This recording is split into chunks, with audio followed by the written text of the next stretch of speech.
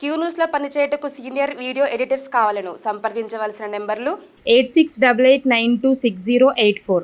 రుణం తీరిన తరుణం 11 లక్షల మంది రైతుల ఖాతాల్లోకి మాఫీ సొమ్ము. నా జీవితంలో మరుపురాని రోజు. నెలాఖరులో రాహుల్ గాంధీకి కృతజ్ఞత సభ. దొంగల మాటలు నమ్మొద్దు, సవార్లు విసిరి పారిపోతారని తెలుసు. వాళ్ళ రాజీనామా వాళ్ళ గురించి మేము పట్టించుకుంటాం. రాజీనామా గురించి వాళ్ళ రాజీనామా కోసం పట్టుబట్టం. కేసీఆర్ 7 లక్షల కోట్ల రూపాయలు అప్పు చేసి వెళ్లారు. ఆ సంక్షోభాన్ని బట్టి చక్కబెడుతున్నారు. ఇక రైతు రుణమాఫీ కార్యక్రమంలో సీఎం రేవంత్ రెడ్డి మాట్లాడిండు. లబ్ధిదారులకు చెక్కుల పంపిణీ. ఇక రేపు ఢిల్లీకి సీఎం వెళ్తాడంట. రాహుల్కు ఆహ్వానం పంపే అవకాశం ఉంది.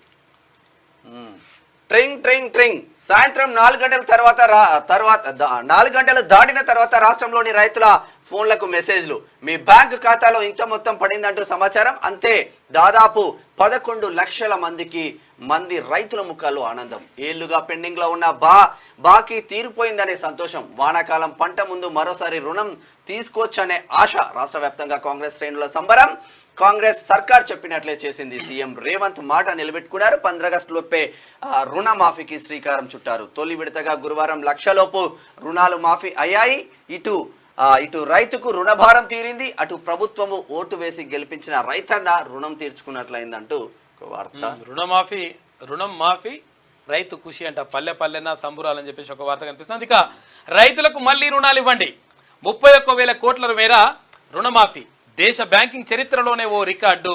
రైతులను ఇబ్బంది పెట్టొద్దు, బ్యాంకుల వద్ద ఉత్సవాలు అని చెప్పేసి ఎస్ఎల్బిసి భేటీలో ఉప ముఖ్యమంత్రి భట్టి విక్రమార్క మాట్లాడాడు. ప్రతి పైసా తిరిగి రైతులకు ఇవ్వండి, ప్రత్యేక కౌంటర్లు ఏర్పాటు చేయాలని చెప్పేసి వ్యవసాయ శాఖ మంత్రి తుమ్మల నాగేశ్వరరావు చెప్పారు. వీడియో కాన్ఫరెన్స్ తో సీఎం తో మాట్లాడుతున్న రైతులు శివయ్య, లక్ష్మమ్మ, పక్కన మంత్రి దామోదర రాజనరసింహ. రుణపడి ఉంటాం, బ్యాంకు అప్పు ఏకకాలంలో మాఫీ. రేవంత్ రెడ్డి చరిత్రలో నిలిచిపోతారు. రాహుల్ గాంధీని ప్రధానమంత్రి చేస్తాం. రైతు వేదికల నుంచి అన్నదాతల కృతజ్ఞతలు. ముఖ్యమంత్రితో వీడియో కాన్ఫరెన్స్. 2 లక్షల కేటగిరీకే ఎక్కువ బడ్జెట్.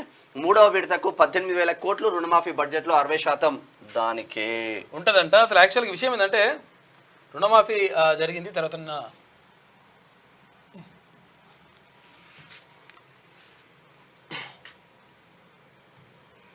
అయితే దీనికి సంబంధించి నిన్న ఏది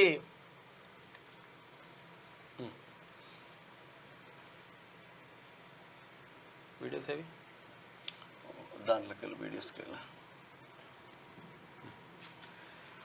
అయితే నిన్న చాలా చోట్ల అంటే మొత్తం కూడా వీడియో కాన్ఫరెన్స్లో ముఖ్యమంత్రి మాట్లాడిండు.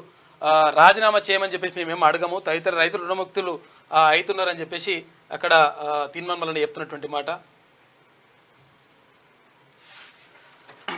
అయితే ఇక్కడ ప్రధానంగా రైతులకు నిజంగా ఒక పండుగ వాతావరణం ఉన్నది. తర్వాత నిజంగా కూడా చెప్పాలి, ఎందుకంటే వాళ్ళకి అసలు యాక్చువల్గా అర్థం కాకుండానే అంటే రైతులను డిఫాల్ట్ చేసింది గత ప్రభుత్వం. తర్వాత ఇప్పుడు ఈ ప్రభుత్వం ఏర్పడిన తర్వాత రైతులకు రుణమాఫీ చేయడం ద్వారా, రుణముక్తులు చేయడం ద్వారా కొంతవరకు వాళ్ళకు ఊరట లభించింది అని చెప్పేసి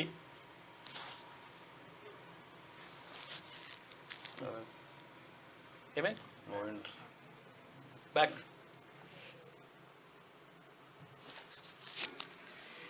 మరి ఇక్కడతో కార్యక్రమం అయిపోయింది కాదు, అసలు కార్యక్రమం అయింది. అధికారులు కూడా ఇప్పటిదాకా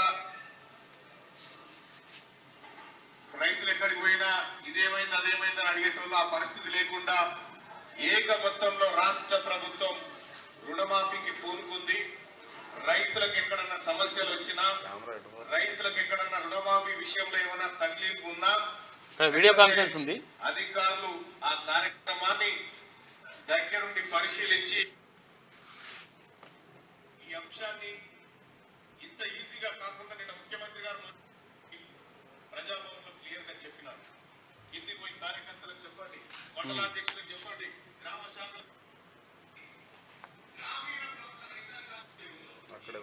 కొంచెం సౌండ్ ప్రాబ్లం ఉన్నది.